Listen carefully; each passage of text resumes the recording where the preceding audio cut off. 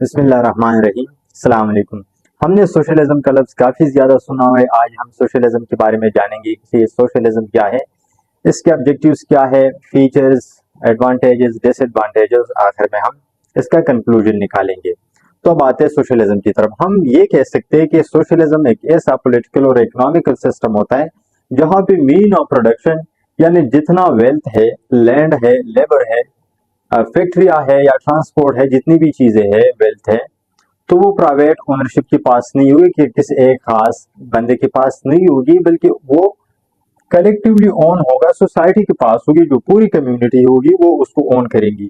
लेकिन ये जो मीन ऑफ प्रोडक्शन है, ये कंट्रोल और रेगुलेटेड, गवर्नमेंट इसको रेगुलेट करेगा, इसको चलाएगा, और गवर्नमेंट आवाम के वेलफेयर के लिए, सोसाइटी के वेलफेयर के लिए उसको जो मीन ऑफ प्रोडक्शन है उसको चलाएगा।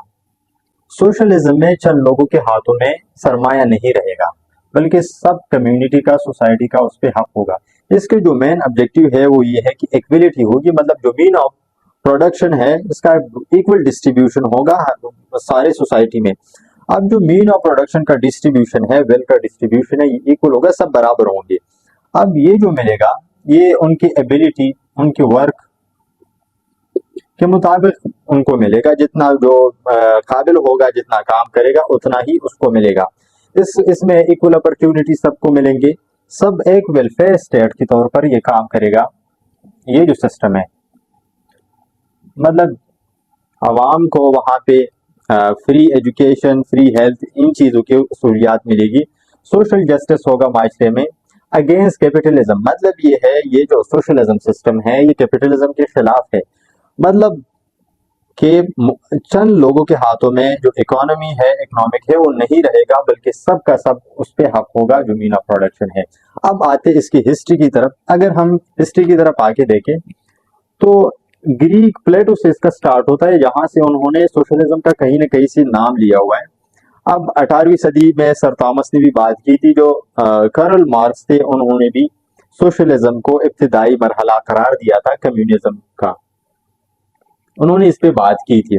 जो 1800 सदी में यूरोपियन सोशलिस्ट ने इस पे काम किया, मतलब एक ऐसा सिस्टम था जो आइडियल था, मतलब मुकम्मल तौर पे परफेक्ट था, हर किसी को राइट्स वगैरह, सोशल जस्टिस मिल सकते थे, जो प्रैक्टिकली इस तरह एप्लीकेबल नहीं था।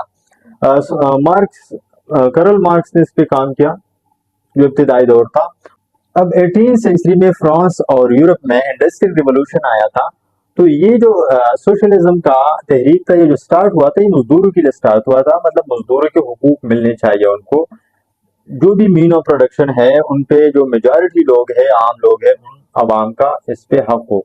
तो ये 19 सेंचुरी के स्टार्ट और 20 तक ये मुकम्मल तौर पे यूरोप के कुछ मुल्कों में हुआ था, जिस तरह जर्मनी, स्वीडन वगैरह में। अब आते हैं, ये तो इसकी हिस्ट्री हो गई। हमने कम्युनिज्म की बात की थी इससे पहले। अब जो कम्युनिज्म और सोशलिज्म में बुनियादी फर्क ये है कि ये जो सोशलिज्म है ये रिफॉर्म्स और पॉलिटिकल रिफॉर्म्स की वजह से आता है, और जो ये दूसरा कम्युनिज्म है वो इनकलाब की वजह से आता है, रिवोल्यूशन पे आता है। रिवोल्यूशन, इसमें कुछ न कुछ प्राइवेट ओनरशिप होती है एक लिमिट तक, जबकि कम्युनिज्म में मुकम्मल तौर पे प्राइवेट ओनरशिप का खात्मा होता है। हमने इस पे बात की थी, वो आप लेक्चर देख सकते हैं मजीद। और इन ये सोशलिस्ट और कम्युनिस्ट इनकलाबी दोनों ये रेड कलर इस्तेमाल करते हैं। अब बात करते हैं इसकी फीचर्स, कैरेक्टरिस्टिक्स की तरफ के बारे में।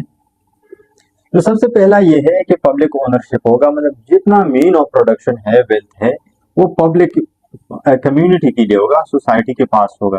किसी का कोई खास फिक्स लोगों का उस पर कब्जा नहीं होगा। और ये जो कंट्रोल है ये स्टेट कंट्रोल करेगा, स्टेट या गवर्नमेंट ये जो ओनरशिप है, मीन ऑफ प्रोडक्शन है, इसके कंट्रोल में होगा, और ये पब्लिक के इंटरेस्ट के लिए, ये चीज इसके वेलफेयर के लिए इस्तेमाल करेंगे। और जो प्राइवेट ओनरशिप इसमें नहीं होगी, लेकिन ये है कि छोटे लेवल पे छोटे बहुत बिजनेस हो सकते हैं इसमें। इसके अलावा सेंट्रल प्लानिंग, इसमें ये है जो सोशलिस्ट इकोनॉमी है वो एक सेंट्रल प्लानिंग अथॉरिटी होगी, हुकूमत की तरफ से, स्टेट की तरफ से, वो सारा कुछ डिसाइड करेगा। जितने भी डिसीजन है इसके कि क्या चीज बनाना है, कि किस मिकदार में बनाना है, कहाँ यूज करना है, एक खास ही ऑब्जेक्टिव रखेंगे कि यहाँ तक हमने जाना है और यहाँ ये चीज कंप्लीट करना है, इस इकोनॉमी तक पहुंचना है और ये एफिशिएंट रखना है। इसके अलावा डेफिनेट ऑब्जेक्टिव इसके होंगे। मतलब ये है इसका कि एक खास होगा, इन्होंने कम्युनल जो कम्युनल है उनको सेटिस्फाई करना है, जो नेशनल डिस्ट्रीब्यूशन है कहाँ पे करना है कहाँ पे नहीं करना, एक फिक्स्ड उनको देना है, फुल एम्प्लॉयमेंट देना है आवाम को, पब्लिक को। इसके अलावा ये है कि कितना प्रोडक्शन बनाना है और इकोनॉमिक डेवलपमेंट कितनी करनी है। तो इसमें ये है freedom of income, freedom of consumption, मतलब ये है कि जितने जरूरत की अशिया है इसकी फ्रीडम होगी। इसके जो फीचर्स में ये है कि वो मार्केट में मिलेंगे और जो गवर्नमेंट है वो मार्केट में उनको वो चीजें अवेलेबल करेंगे। लेकिन इसमें ये है ना, कोई पर्सनल इकोनॉमी नहीं है इसमें, मतलब मार्केट में जो चीजें होगी वही लेंगे। तो अगर कोई शख्स अपनी मर्जी से कोई चीज लेना चाह रहा है तो शायद कि वो मार्केट में ना हो, बल्कि जो सेंट्रल प्लानिंग अथॉरिटी है मार्केट में जो चीजें देगी वही होगी। Equality of income distribution, capitalism की तरह ये सिस्टम नहीं है, बल्कि इनकम इक्वल होगा, डिस्ट्रीब्यूशन इक्वल होगा, क्योंकि सारा कुछ स्टेट ऑन करेगा, मतलब इनका इनका कब्जा होगा और वो आवाम के लिए ये चीजें यूज करेंगी। इसी तरह ये इक्विलिटी होगी इनकम की। प्लानिंग एंड प्राइसिंग प्रोसेस, जो इसके प्लानिंग है, डिसीजन है और प्राइसिंग प्राइस है, ये सेंट्रल प्लानिंग अथॉरिटी करेगा कि कहाँ पे ये चीज बनानी है, कितनी बनानी है और प्राइस कितना रखना है। ये सारा डिसाइड एक सेंट्रल अथॉरिटी होगा, तो वो सारा कुछ करेगा। अब बात करते हैं इसके मेरिट यानी एडवांटेजेस के बारे में कि इसके एडवांटेजेस क्या है। ग्रेटर इकोनॉमिक एफिशिएंसी, ये कम्युनिज्म से ज्यादा एफिशिएंट इसीलिए होगा, मतलब इकोनॉमिक एफिशिएंसी इसलिए ज्यादा होगी क्योंकि एक खास इसमें ऑब्जेक्टिव होगा, एक खास एड होगा कि भाई हमने यहाँ तक पहुंचना है। मतलब जो सेंट्रल प्लानिंग अथॉरिटी है वो ये चीज कंट्रोल करेगा, रेगुलेट करेगा कि हमने यहाँ तक जाना है, इतना इकोनॉमी हमने डेवलप करना है। तो इसी तरह ये ज्यादा एफिशिएंट होगी। वेलफेयर ड्यू टू लेस इनइक्विलिटी, इसमें इनइक्विलिटी कम है, मतलब प्राइवेट ओनरशिप नहीं है, सबका उन चीजों पे हक है।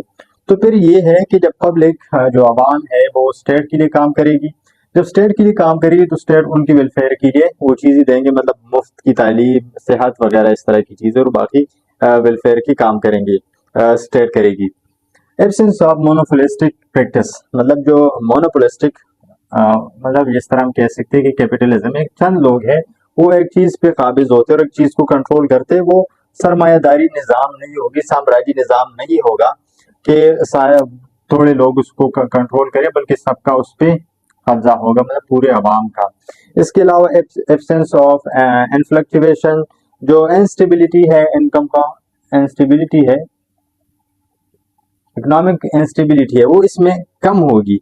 उसकी वजह भी यही सेंट्रल प्लानिंग अथॉरिटी है, मतलब सारा कुछ ये चीज डील करेगा कि हमने यहाँ तक पहुंचना है, इस चीज को, प्रोडक्शन को इतना रखना है और इतना नहीं रखना, मतलब प्रोडक्शन को ज्यादा बढ़ाना भी नहीं है और सर्विस को जितनी जरूरत है उतना करना है। इसी तरह वो जॉबलेस भी सोसाइटी में नहीं होगी। अब बात करते हैं डीमेरिट्स यानी इसके डिसएडवांटेजेस के बारे में। इसमें एक लेस कंज्यूमर सॉवरेंटी होगी, जो कंज्यूमर होगा उसके पास जो खुद मुख्तारी वो कम होगी, मतलब जो डिपार्टमेंट स्टोर में जो चीजें अवेलेबल होगी उसने वही चीजें लेनी होगी। इसके अलावा अगर कोई और चीज खरीदना चाहता है हो सकता है कि वो डिपार्टमेंट स्टोर में ना हो। इसके अलावा जो क्वांटिटी है कि उसने कितनी मिकदार में कितनी चीजें लेनी है, तो वो भी शायद स्टेट की तरफ से फिक्स हो कि आपने इतनी लेनी, इससे ज्यादा नहीं ले सकते। नो फ्रीडम ऑफ ऑक्यूपेशन, इसमें ये है जो जॉब है वो स्टेट की तरफ से दिया जाता है, जो जॉब की जगह है, प्लेस है, प्लेस ऑफ जॉब, वो भी वही एलोकेट करते कि आपने यहाँ पे जॉब करना है, तो फिर आप इन चीजों को चेंज भी नहीं कर सकते। मतलब फ्रीडम ऑफ ऑक्यूपेशन नहीं है कि आप अपनी मर्जी से कोई जॉब करे, बल्कि वो स्टेट आपको सारी चीजें देता है इस सिस्टम में। मिस एलोकेशन ऑफ रिसोर्सेज में ये है कि जो रिसोर्सेज की जगह है कि कहाँ पे खर्च करने हैं, कहाँ पे नहीं रखने इन चीजों को, वो एलोकेशन मिस एलोकेशन भी हो जाते हैं, मतलब जो खास फिक्स जगह होती वहां तक नहीं पहुंच पाती और ट्रायल एंड एरर मेथड पे उसको रखे जाते हैं। ब्यूरोक्रेटिक सिस्टम ये है कि ये जो सिस्टम है ये एक मशीन की तरह काम करता है। जो कंज्यूमर है, सॉरी, जो कंज्यूमर है या वहाँ के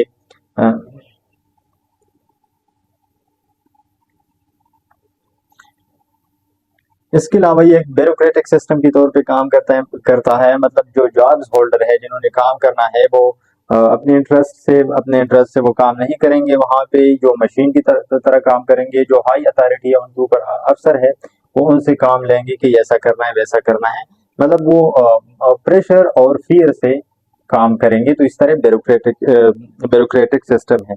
इसके अलावा अगर हम बात करें गवर्नमेंट, इसमें गवर्नमेंट इलेक्शन होते नहीं होते। जरूरी नहीं है कि जिस तरह कम्युनिज्म में वन पार्टी सिस्टम हो, इसमें डेमोक्रेटिक सोशलिज्म भी हो सकता है, मतलब डेमोक्रेसी भी हो सकती है। जिस तरह स्वीडन में है, ज्यादा पार्टियां भी हो सकती है, या वन पार्टी सिस्टम भी हो सकता है, जिस तरह चाइना में है। मतलब इलेक्शन के तौर पर इलेक्शन से ही गवर्नमेंट आ सकती है। और ये जो सोशलिज्म है, हम कह सकते हैं गवर्नमेंट ऑफ मेजॉरिटी।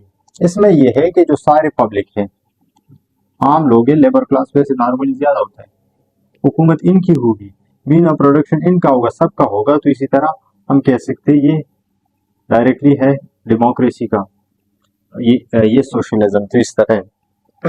अब इसकी कंक्लूजन पे बात करें तो हम ये कह सकते हैं कि जितना भी मीन ऑफ प्रोडक्शन है, सोशलिज्म सिस्टम है, वो प्राइवेट नहीं होगा, बल्कि कम्युनिटी सोसाइटी के पास होगा, और उसका कंट्रोल गवर्नमेंट के पास होगा। इसके फायदे भी बहुत सारे हैं, मतलब हर किसी को जॉब वगैरह मिल सकता है, और इसके अलावा इक्वलिटी हो सकती है, जो मीन ऑफ प्रोडक्शन है सबको इक्वल मिल सकता है। उनके जरूरियात के मुताबिक भी चीजें मिल सकती है, और उनको उनकी एबिलिटी के मुताबिक जितना वो काम करते हैं उतना उनको वो रिवार्ड भी मिलता है। इसके अलावा इसके डिसएडवांटेजेस भी यही है कि वो सॉवरेंटी नहीं है, ज्यादा फ्रीडम इसमें नहीं है। और इसके अलावा अगर हम देखें कि मजहबी तौर पे वैसे इसमें आज़ादी है, आप मजहब अपना कर सकते हैं, इसमें कोई मसला नहीं होता। इसमें गवर्नमेंट में ये है कि वन पार्टी सिस्टम भी है, ज्यादा भी है, वो मुल्क पे डिपेंड करता है कि कौन से मुल्क का है। अब इसके टाइप्स भी काफी ज्यादा, डेमोक्रेटिक सोशलिज्म जैसे आगे कह सकते हैं कि वो डेमोक्रेटिक के लिए आते हैं, रेवोल्यूशनरी सोशलिज्म जिस तरह की, वो एक कम्युनिज्म सिस्टम होता है, यूटोपियन सोशलिज्म जो एक मुकम्मल सही तरह वो माशरा बने, इस तरह लिबर्टेरियन सोशलिज्म भी है जो आज़ादी पे यकीन करते हैं कि सब कुछ लोगों के राय से हो और सबको इक्वल राइट्स मिले। मार्केट सोशलिज्म है, इसके अलावा इको सोशलिज्म है, क्रिश्चियन सोशलिज्म है, साइंटिफिक सोशलिज्म है, फंडामेंटलिस्ट सोशलिज्म है, और रिवोल्यूशनरी सोशलिज्म है।